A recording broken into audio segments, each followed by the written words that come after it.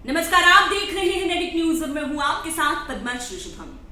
उत्तर प्रदेश के चुनाव की आज हम चर्चा करेंगे, लेकिन इस चर्चा में एक शख्स के बारे में हम बात करेंगे और जानेंगे कि वो शख्स कौन है और वो यूपी के चुनाव में, आने वाले चुनाव में अगर वो अपने पांव रखता है तो कहां स्टैंड करता है। हम बात करेंगे आज चंद्रशेखर रावण की। जी हाँ, चंद्रशेखर रावण जो है वो दलितों का चेहरा बनकर, युवा चेहरा बनकर उभरने की कोशिश कर रहे हैं। हालांकि अगर कोई भी राजनीतिक पार्टी चाहे कि यूपी की सत्ता में आना है या यूपी की राजनीति में महज पकड़ ही बनाना है, सत्ता तो बहुत दूर की बात है, तो राह इतनी आपको स्मूथ नहीं मिलेगी। पार्टियों को इतनी स्मूथ राह नहीं मिलेगी, इतना इजी नहीं है कि आप यूपी जैसे राज्य में, देश का एक बड़ा सूबे है, यहाँ पे विधानसभा की पार्टी यहाँ पे विधानसभा की जो सीट है वो सबसे ज्यादा है। तो आपको अगर यूपी में अपनी पकड़ बनानी है, लोगों के बीच बनानी है या किसी पर्टिकुलर समाज में अगर आपको अपनी पकड़ बनानी है तो इट्स नॉट इजी अगर आप यूपी की बात कर रहे हैं। तो आज हम चर्चा करेंगे कि चंद्रशेखर आजाद जो कि खुद को दलित युवा नेता के तौर पर अपने आप को उभार रहे हैं, तो वो इस चुनाव में 2022 के चुनाव में कहां स्टैंड करते हैं। और पीछे जब उन्होंने बिहार में अपने पांव रखे थे चुनाव में, जब वो उपचुनाव में थे, यूपी के उपचुनाव में कहीं वो चुनाव लड़कर अपने आप को आजमा रहे थे, तब वो कहां स्टैंड करते थे। और अगर वो गठबंधन की बात करते हैं तो गठबंधन किन शर्तों पर हो सकती है या गठबंधन की क्या सिचुएशंस आकर उनके सामने खड़े होते हैं, किस तरह से कुल मिलाकर हम जानेंगे कि उनका स्टैंड क्या है और उनके सामने चुनौतियां क्या है। चंद्रशेखर रावण, वो उनकी पश्चिमी यूपी में उनका खासा पकड़ है, सियासी असर भी वो रखते हैं वहाँ के लोगों को। जो पश्चिमी यूपी है, वहाँ का जो इलाका है, उसमें उनकी थोड़ी थोड़ी पहचान बनती जा रही है लोगों के बीच एक युवा चेहरे के तौर पर। अगर वो यूपी के चुनाव में 2022 में वो चुनाव भी लड़ना चाहते हैं, उनकी जो आजाद समाज पार्टी है उस पार्टी के तहत वो यूपी में एक चुनावी कह सकते हैं उसको कि एक अटेम्प्ट करना चाहते हैं। अगर वो इस चुनाव में पांव रखते हैं तो उनके सामने क्या पथरीली राह आएगी या फिर क्या उनको वो रास्ता मिलेगा। अगर बात करें ये कि वो अपने समाज के लोगों की बात करते हैं, अगर वो दलित समाज के लोगों के लिए काम करके या उनके नाम पर वो अपनी पार्टी के लिए वोट बटोरना चाहते हैं, तो वो क्या मायावती के टक्कर में आना चाहते हैं, क्या वो मायावती की तरह अपना वर्चस्व रखते हैं दलित समाज में। दूसरी तरफ अगर जब हम दलित समाज की बात करते हैं, जब हम दलित चेहरे की बात करते हैं, तो एक जो सबसे बड़ा नाम आता है, हालांकि वो अब इस दुनिया में नहीं है, एक जो बड़ा नाम आता है वो रामविलास पासवान का आता है। क्या उनकी पकड़ उनकी जैसी है? क्या रामविलास पासवान जैसा चेहरा है उनका? खैर, रामविलास तो बहुत ऊंची बात हो गई। क्या जो 22-23% वोटर्स हैं, दलित वोटर्स हैं यूपी में, क्या उन वोटर्स में उनकी पकड़ है? क्या वो उनको कॉन्फिडेंट है कि वो 50% भी अपनी पकड़ बना सकते हैं? अगर गठबंधन की बात करें तो वहां भी इनकी राह मुश्किल दिखती है। यहाँ भी उनको ऐसा नहीं है कि अगर वो एक आवाज उठाएं और बीएसपी से उनका गठबंधन हो जाए या बीजेपी से उनका गठबंधन हो जाए या फिर सपा से उनकी गठबंधन हो जाए, ऐसा कुछ नहीं है।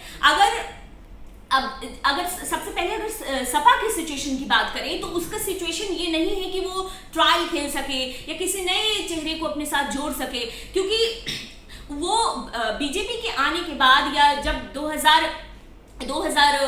जब पिछला विधानसभा चुनाव था उस वक्त भी सपा बहुत स्ट्रगल करके उसने बहुत स्ट्रगल किया था। 2019 के लोकसभा चुनाव में भी उसका बहुत ही स्ट्रगल वाला फेज चल रहा था।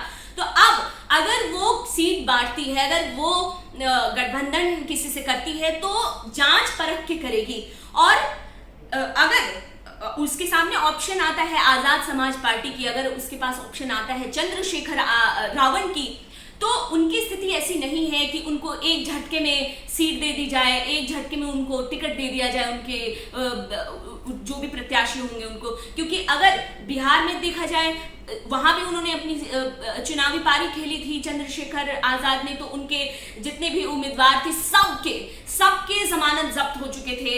उपचुनाव में भी उनका कुछ खास चमत्कार नहीं हो पाया था, खास उनकी कोई अच्छा प्रदर्शन नहीं था, अच्छा परफॉर्मेंस नहीं था जिससे कि उनको पार्टियां बुलाए। अब अगर बीएसपी की बात करें तो वहां खुद अगर दलित चेहरे की बात करें तो खुद मायावती हैं। अगर मायावती कोई खास करतब नहीं दिखा पा रही हैं पिछले चुनावों से, पिछले हम अगर लोकसभा बात करें या फिर पिछले विधानसभा की बात करें, तो अगर वो कुछ बड़ा नहीं करके दिखा रही हैं, इसके साथ साथ उनके खुद के ही पार्टी के लोगों को वो रोक नहीं पा रही हैं, बड़े चेहरों को वो रोक नहीं पा रही हैं, तो क्या वो चंद्रशेखर को ऑप्शन समझेंगी, ऑप्शन समझकर उनको वैल्यू देंगी? ये एक बड़ा सवाल है। तो इनका सपा से भी पत्ता कट जाता है, इनका बीएसपी से भी पत्ता कटता दिखता है। दूसरी तरफ अगर हम AIMIM की बात करें, ओवैसी बिहार में भी ओवैसी चुनाव लड़ने गए थे। दूसरी तरफ उन्होंने ऐलान किया है कि वो यूपी में भी चुनाव लड़ेंगे और वो अपने साथी को ढूंढ रहे हैं कि उनका किन से गठबंधन हो जाए, किन से उनका सपोर्ट मिले, क्योंकि यूपी एक ऐसा सूबे है, यूपी एक राजनीतिक नजरिए से एक ऐसा राज्य है जहां पर अगर आपको सियासी पिच पर उतरना है तो जरूरी है, बहुत जरूरी है कि आपको एक सपोर्टर चाहिए ही चाहिए। अगर आप बाहर से आ रहे हैं या अगर आप नए हैं, यहां तक कि आपने देखा होगा सपा और बीएसपी ये दोनों भी साथ आने से चूके नहीं थे, जबकि ये दुश्मन एक दूसरे को मानते थे। तो आपने वो गठबंधन भी देखा। तो यहां पर सीधी सी बात है कि अगर यूपी में आपको पिच पर टिके रहना है तो आपको सपोर्ट चाहिए, तो ओवैसी सपोर्ट खोज रहे हैं। तो क्या चंद्रशेखर रावण को वो ऑप्शन में देखते हैं? क्योंकि ओवैसी को भी किसी की जरूरत है और आजाद जो ये चंद्रशेखर रावण है उनको भी अभी इतने बड़े वो चेहरा नहीं है कि उनको किसी की सपोर्ट नहीं चाहिए होगा, उनको भी गठबंधन की जरूरत है। तो यहां पर भी उनकी राह ऐसा स्मूथ नहीं दिखता कि अगर अपने चेहरे से वो नहीं खेल सकते, अपनी पकड़ से वो नहीं खेल सकते, तो क्या वो गठबंधन से खेल सकते हैं? लेकिन यहाँ गठबंधन में भी उनका थोड़ा सा नहीं, ज्यादा ही कहेंगे, उनकी जो पकड़ है वो भी कमजोर है।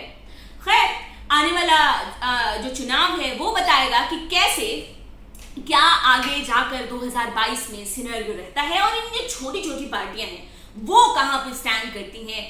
जबकि सपा, बीएसपी और कांग्रेस जो कि पुरानी पार्टियां मानी जाती हैं, कांग्रेस तो खैर बहुत पुरानी पार्टी है, और सपा जो कि सत्ता में रह चुकी है, बीएसपी जो कि सत्ता में रह चुकी है, जब इनकी बीजेपी के सामने नहीं चल पा रही है तो ये छोटी छोटी जो पार्टियां हैं वो कहां स्टैंड करती हैं 2022 में, ये देखना बहुत दिलचस्प होने वाला है। हम कुछ और चर्चाएं लेकर आएंगे, आप हमारे साथ बने रहिए, हमारे चैनल को सब्सक्राइब करिए। अगर आप हमें फेसबुक पेज पर देख रहे हैं तो हमारा पेज सबसे पहले लाइक करिए। अगर आपको ये वीडियो पसंद आता है तो आप इसे लाइक करिए, कमेंट करिए और ज्यादा से ज्यादा शेयर करिए।